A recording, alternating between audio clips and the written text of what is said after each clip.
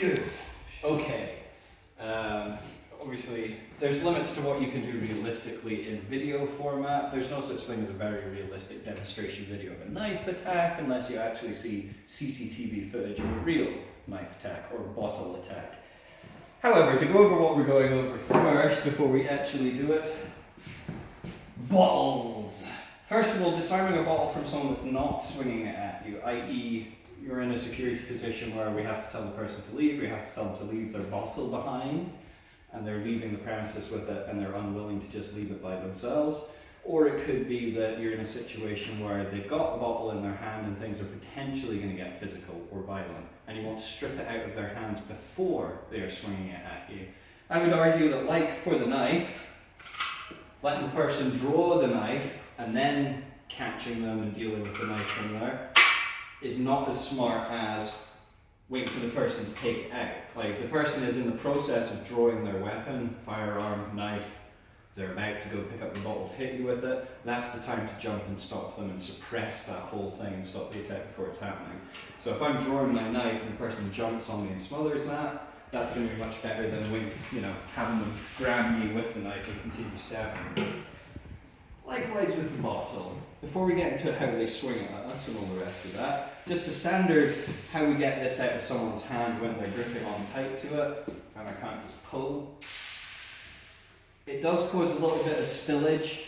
It can work on pint glasses and a few other things. It basically just works on where you've got space on the weapon, and this is the same for, I forgot to bring the baton, but it works for knives and for batons. It's easier with batons because these are blunt weapons.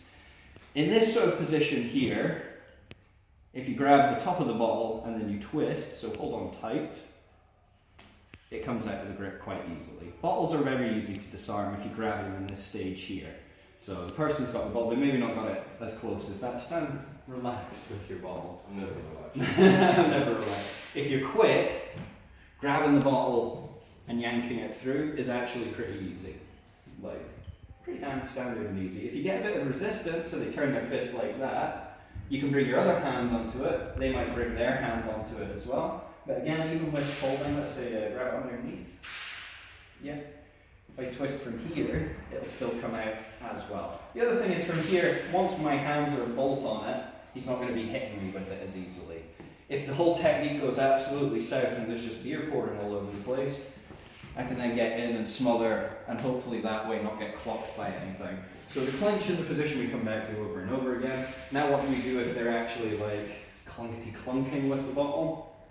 In a lot of martial arts videos and stuff, people with this or baton and stuff, they're doing the whole yeah, okay, which is great because it's really easy to see and predict. The defense options are really funny. You also get people going kiar, kiar, that sort of stuff. Let's look at how I would use the bottle, and let's look at how people might realistically use the bottle. If it was me and the other person is unarmed, and I'm here with a bottle in my hand, obviously if I'm holding it like this gives the whole game away and my intentions away with the bottle. Whereas if I'm like this, it looks a lot less inconspicuous, and actually it's quite a good weapon still like this, if I just throw it, or if I hit somebody with it, or stab somebody with it.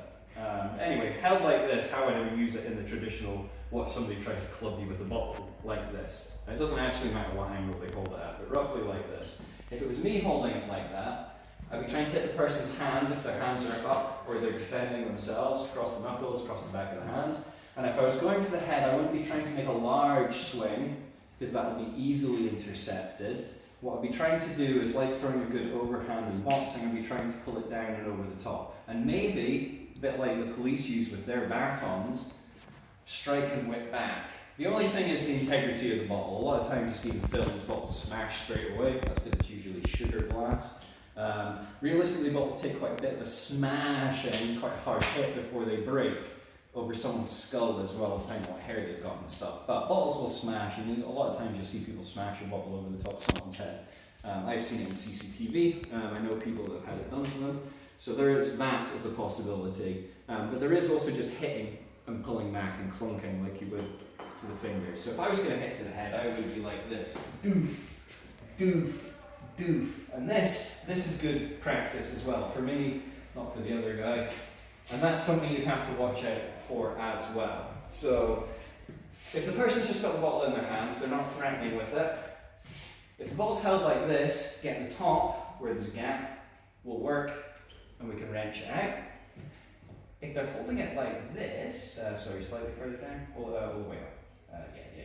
So holding it like this is an interesting one because now the gap is here. I would say in this position, you're better off like this, and then rolling out that way. It's always coming through the grip in the thumbs. With bottles, it's easy. That one, particularly for bottles, fairly easy to get a bottle out of someone's hands. Even if they're really holding on tight to it, twist, it comes out. Or if it's up top, same sort of thing. When they're swinging it and doing this stuff, it's slightly harder, but the same principle applies once you've immobilized the weapon. So, what do we do when they swing it at them? If there's a ton of space, and there's an absolute ton of space, you might want to consider if they're swinging all the way from back there, keeping your hands up and high, super high, so that if they are trying to hit you up high, they're having to really reach and stretch. And there's also the kick to push back, just to main distance and to push back as a last ditch effort. This is going to get you defense injuries if the person's trying to deliberately clock your hand, but it's going to keep your head protected and your head far back. Eventually we're going to want to jump in. Now, if the bottle comes down at any point, or if it comes to here and he's not striking with it, that's the better time to jump on the bottle with two hands, or reach out with one hand, shred, and then get both hands for the disarm. If they're already swinging with it, like I said, this short clubbing motion is better. So if they do that and I'm caught in the club, again, I just want to bring two hands to it. So if I demonstrate to you, probably a hard way to block it. Yeah. That's what I want you to do for me. Clubbity, club, like that. Smashy, smash. I know. So we're not doing it super realistic, but I bring my hands up, both hands up, and I try and grab and bring my head and whole body onto it. And then from there I do the same disarm. But there's none of this block, catch. There's no going on the inside and wrapping yourself around here. You're going to bring yourself to the outside and edge and bring yourself in close from there. Otherwise, if you're doing it one hand or if you're trying to block the outside like this, and you can get people swinging from the outside and all the rest of that, the main thing is to catch it before they start swinging it. If you're trying to block it as they swing, then you're going to get into a lot of trouble. Because if they pull back slightly, you get smashed on the arm, and these are common defense injuries. But if I stay high, that's not so bad. Okay, so that's roughly it. I won't make them do it like fast or realistic or anything, but if a person's striking sensibly, that's the sort of thing they're going to do with the bottle rather than the big exaggerated swipes. If they're going to be doing this, again, I've never seen anybody do that. That is usually what you see rather than big wind-up swings. For me personally, using it as a weapon, strike to the hands, stab to the head, these are more effective, keep your bottle working. And the disarm, in both cases, is just go to the length of the weapon, whether it's like that, or like that, twist out, or twist out.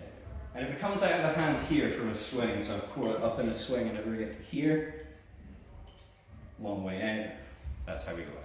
Yeah, super fast. How long was that?